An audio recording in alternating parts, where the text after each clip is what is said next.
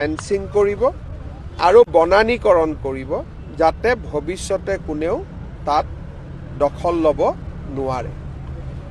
যিজন ব্যক্তিৰ পুলিচৰ গুলীচালনাত মৃত্যু হ'ল, কাউন্সিলে তেখেতক এটা চাকৰি দিব। ৰাজ্য চৰকাৰে অতিৰিক্তকৈ 10 লাখ টকাৰ ক্ষতিপূৰণ দিব। ভিজিআৰ পিজিআৰ মাটিত যিমান ট্ৰেড লাইচেন্স ইস্যু হৈছে, কাউন্সিলে আটাইবোৰ ট্ৰেড লাইচেন্স কেনচেল কৰিব যাতে কোনেও তাতে ইলিগেলি ভৱিষ্যতে ট্ৰেড লাইচেন্স ল'ব নোৱাৰে। ইয়াৰ উপৰিও কাৰ্বি আংলঙৰ ভিজিআৰ পিজিআৰৰ মাটিক বাদ দিও বিভিন্ন ডিপাৰ্টমেণ্টৰ মাটিও মানুহে এনক্ৰ'চ কৰি থৈছে। ইৰিগেশ্যন, ছইল কনজাৰ্ভেশ্যন ডিপাৰ্টমেণ্টৰ মাটিও এনক্ৰ'চ কৰি থৈছে। যিবিলাক ডিপাৰ্টমেণ্টৰ মাটি এনক্ৰ'চ হৈ আছে তাতে কাউন্সিলে এভিকশ্যন আৰম্ভ কৰিব। অহা 17 জানুৱাৰীত আমাৰ দ্বিতীয় লানি আলোচনা আৰম্ভ হ'ব। তেতিয়ালৈকে হাইকোৰ্টৰ পৰাও আমি এটা সুবিচাৰ পাম বুলি আশা কৰিছোঁ। এই আলোচনাখিনিৰ উপৰিও কাৰ্বি আংলঙৰ কাউন্সিলৰ কেইবাখনো rules, conduct of election rules, land alienation rules আদি বিভিন্ন ৰুলছ ৰাজ্য চৰকাৰৰ বিচাৰাধীন হৈ আছে। এই ৰুলছ আৰু আইনবিলাকো ৰাজ্য চৰকাৰে সোনকালে অনুমোদন দিয়াৰ ব্যৱস্থা কৰিব। আজি এই গোটেইখিনি আলোচনা হ'ল আৰু বহুখিনি কথা আলোচনা কৰিব বাকী আছে। 16 বা 17 জানুৱাৰীত আমাৰ দ্বিতীয় লানি আলোচনা আৰম্ভ হ'ব। চাওক, মই ইয়াতে তৃতীয় পক্ষ বা দ্বিতীয় পক্ষৰ কথা নকওঁ। এই গোটেই ঘটনাটোৰ লগত এইটো এনেকুৱা নহয় যে এইটো কিবা দুটা গোষ্ঠীৰ সংঘৰ্ষ। ইয়াৰ লগত বহুদিনীয়া অমীমাংসিত কিছু প্ৰশ্ন জড়িত হৈ আছিলে। যিকোনো কাৰণতে নহওক ঘটনাটো ঘটিলে আমাৰ উদ্দেশ্য হৈছে শান্তি ঘূৰাই অনা। সেইকাৰণে পুলিচেও যিজন জীৱন্তে জুইত অগ্নিদগ্ধ হৈ মৃত্যু হ'ল সেই কেছটো ৰাখিব। বাকী যি কেছ ৰেজিষ্টাৰ হৈছে পুলিচেও আমি জেনেৰেল এমনেষ্টি দি দিম যাতে আমাৰ মাজত কোনো ভুল বুজাবুজি নাথাকে। আৰু ৰাজ্য চৰকাৰ, কাৰ্বি আংলং কাউন্সিল আৰু চিভিল ছ'চাইটি বা আন্দোলনকাৰী পক্ষ বা আন সকলো ৰাইজক লৈ আমি খেৰণীত শান্তি প্ৰতিষ্ঠা কৰিম। কাৰ্বি আংলঙত আমি শান্তি প্ৰতিষ্ঠা কৰিম। কাৰ্বি আংলং ক'ত ষ্টে অৰ্ডাৰ আছে স্যাৰ? কাৰ্বি আংলং আজি গোটেই লিষ্টখিনি আমি দেখিছোঁ। গতিকে কেছটো 5 জানুৱাৰীত আমি হাইকোৰ্টত যাম। কিন্তু ক'ত ষ্টে অৰ্ডাৰ আছে এই কথাটো আপোনালোকে কাউন্সিলৰ পৰা বুজিব। কিন্তু খেৰণীত ষ্টে অৰ্ডাৰ আছে।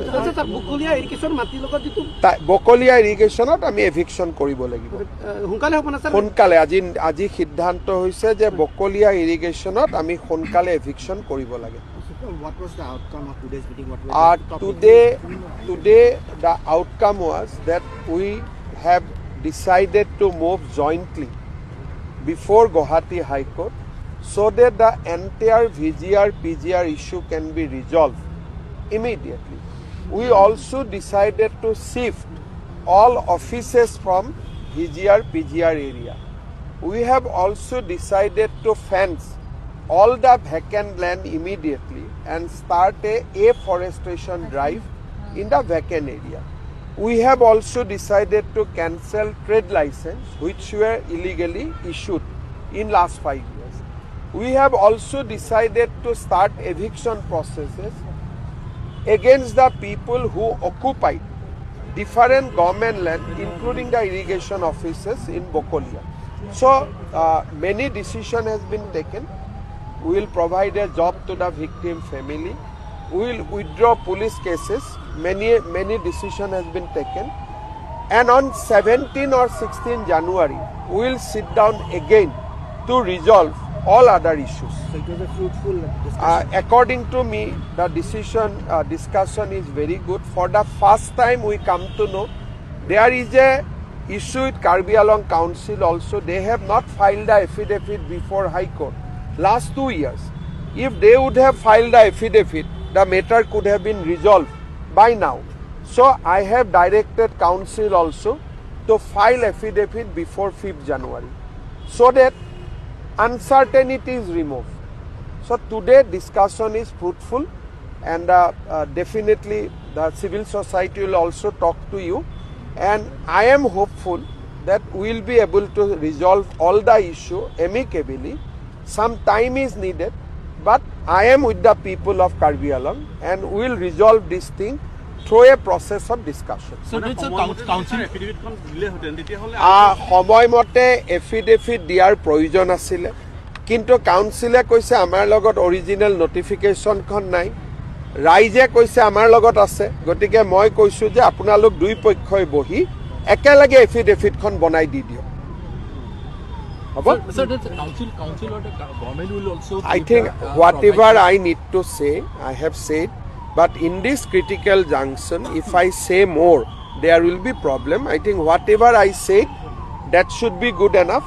You speak to the agitationists, they are coming, so they will also give their viewpoint to you. So this is ex-case I have already announced. One job they will get. The victim family will give one government job and 10 lakhs rupees.